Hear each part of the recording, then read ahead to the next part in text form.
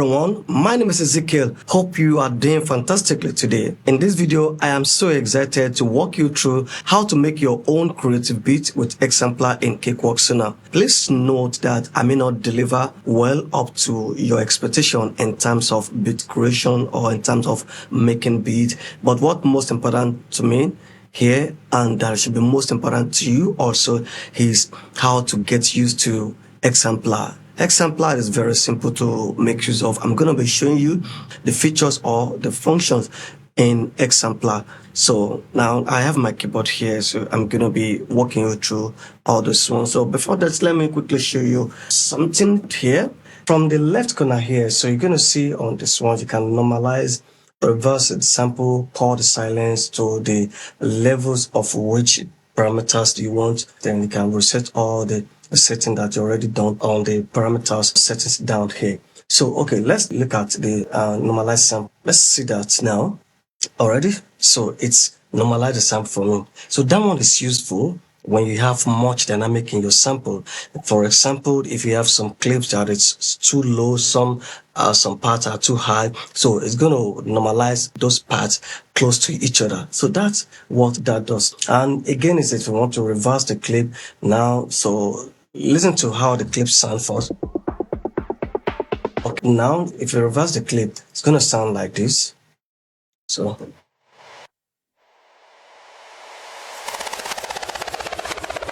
okay, let's just say we want to create a start and end for a particular part in the XSampler. So let's take a look at how that is done. Look at the bottom left side. So I'm going to pull that up to this part, and bottom right side, I'm going to pull that also back into this portion. So I'm going to play that. So let's listen to and take a look at how it's going to happen. So even if I play, you can see it's stopped there. So even the one shot, when it gets to that part, it's stopped. Then if you want to cut some silence, then sometimes you may have excess silence at the end of the sample. So you can cut that away. And so it's going to allow your sample to play accurately. Let me find something to demonstrate that. Let's take a look at this sample now. If I'm playing, it's going to take a longer time to get to the clip. So let's take a look at this clip now. So it's good for you to call the silence, let's say aggressive. So take a look at the aggressive works well. So now to play on that. But if you have a clip that has much silence,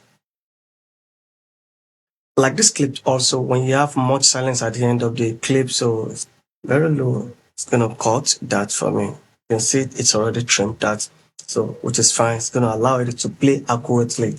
Now, so let's go into the parameter setting. Let me start from the end. Now, what is going to happen on the mix again or control is going to allow how much louder the sample is. So let's listen to this one.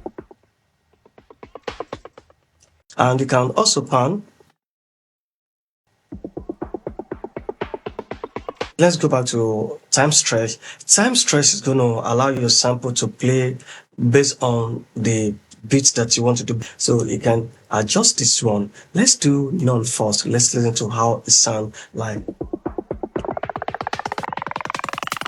You can hear the sample plays according to the pitch. So, you know, the pitch is running faster now, but the original doesn't work like that. So you can hear the difference between, so it's playing normal, but bars, let's listen to it bars, the way it's going to sound.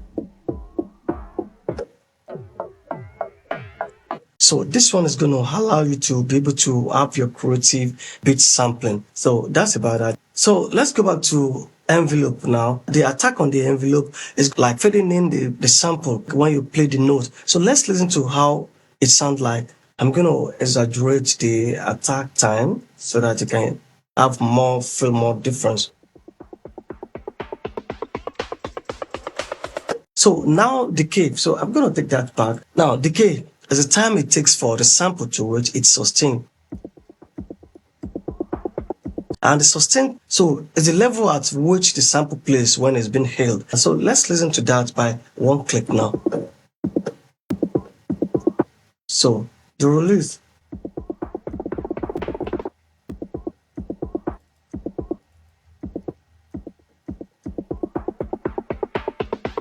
I can see the release is the time it takes for the signal to fade out when it's being played. So let's listen to how that sample like. So it's going to allow the signal to keep on playing.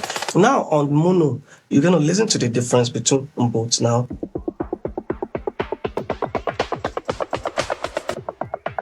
You can hear some kind of interruption on the sound. Now let's go to the mono now.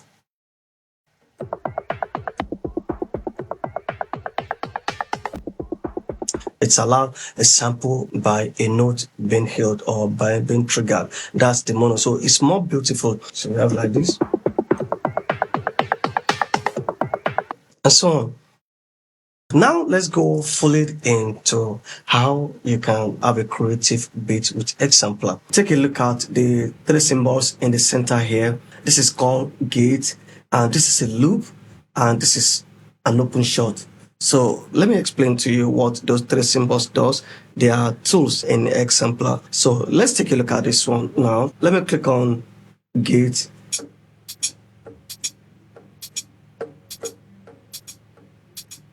All right, so now let me show you what loop does.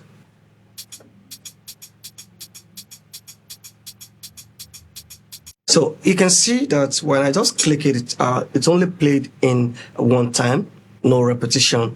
And let me show you what the one shot does. If you press the keyboard, it's going to sustain the beat for you. Let me bring something else. Let me drop this one. Take a look at that.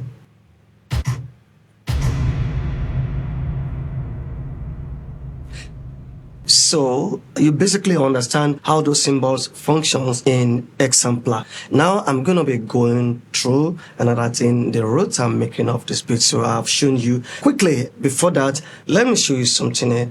You see all of these keys now. If I'm walking around here, from the C center here, you can look at where root is written, and on the keyboard where it's highlighted white here, so it shows C3. You can make it so you can change.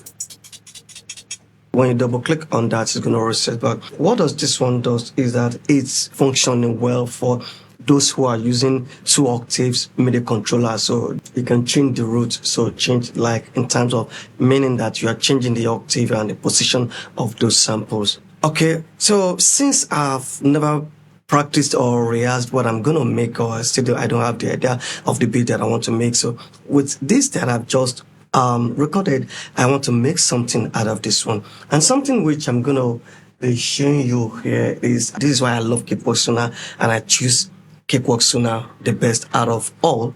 All right, if you are programming a beat on the MIDI, I would suggest that you turn on the auto quantize so that it will quantize the beat for you as long as you're doing, so you don't need to do double work anymore. But if you're not good with that, you may do however in the traditional way everyone used to do it. And let me show you something by clicking on Ctrl K. It's turning off the auto quantization. So by clicking on it, it turn it on. Then how do we set our value or resolution for what the beat is going to quantize? Shift key will bring out input quantize dialog box. And where I'm going here, there's something that I love in Cakewalk Sonar is I can record the MIDI into audio in the same MIDI rack. All right. How do I do that? Is I'll only turn on this one and I turn off this one. Then I'll click the record, so you're gonna see what is gonna happen.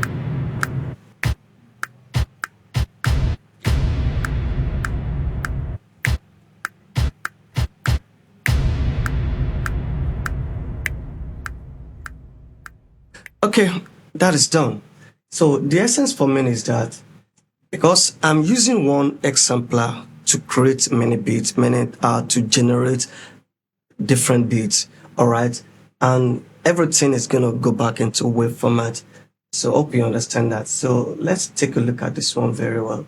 I'm going to mute the MIDI file, then let's listen to the WAV file that is recorded now.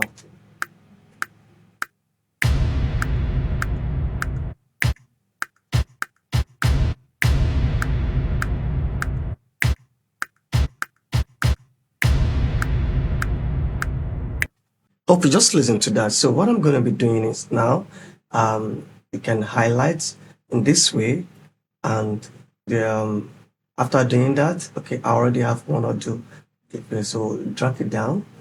So it position there. I can limit impact.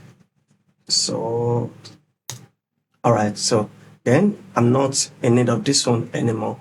Then I can take this MIDI file away.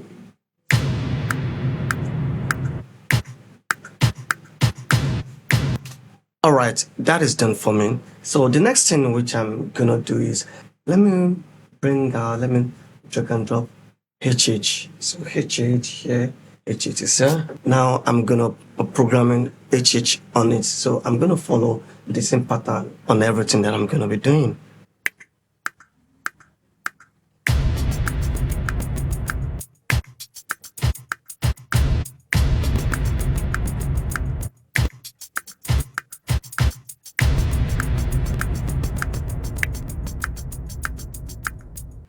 All right, so let's listen to this one. All right.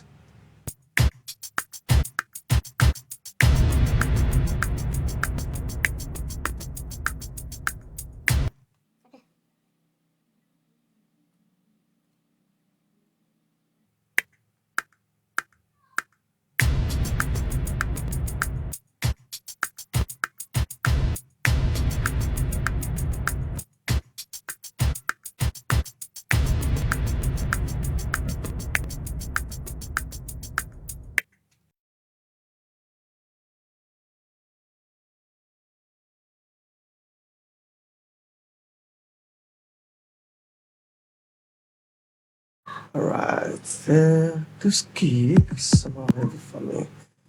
Let's listen to the kick. Okay, that's fine. So I need to practice when I'm gonna record with a kick, right?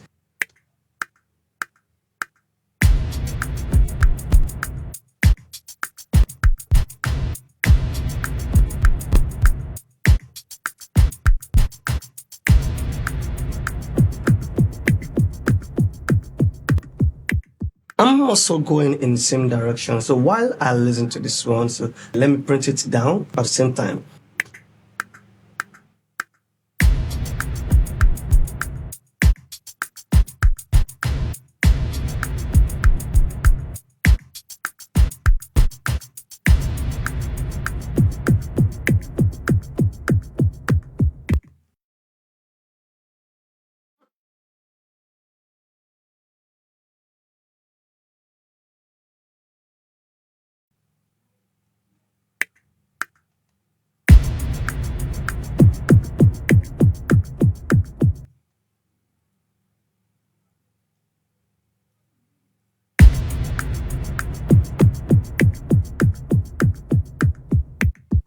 Okay, let me quickly do a little arrangement on this one so that we can have fun, and I'm gonna find some vocals to do on it. All right.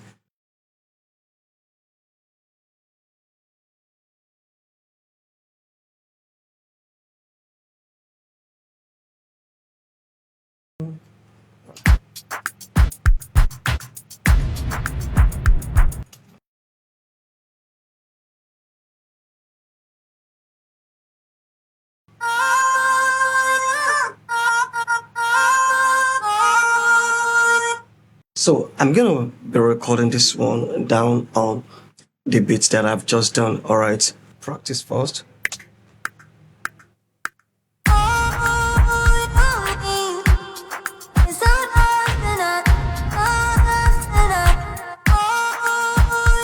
So I'm recording.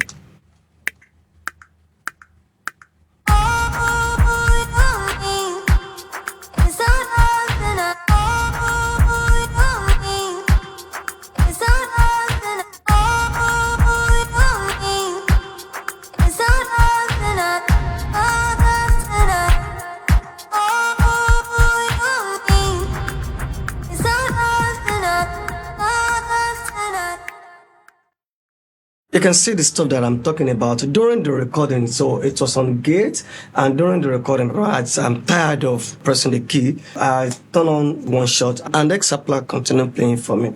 Okay, let me capture this one and you're going to see what I'm going to be doing next.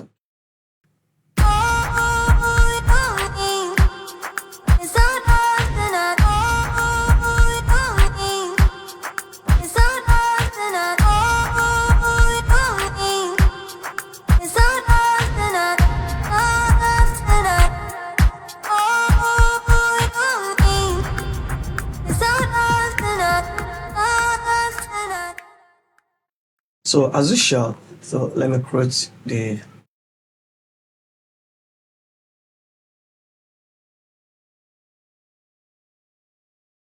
Alright, permit me to quickly do this one. So I don't need this one anymore. What I'm gonna be doing here, I want to stretch the audio.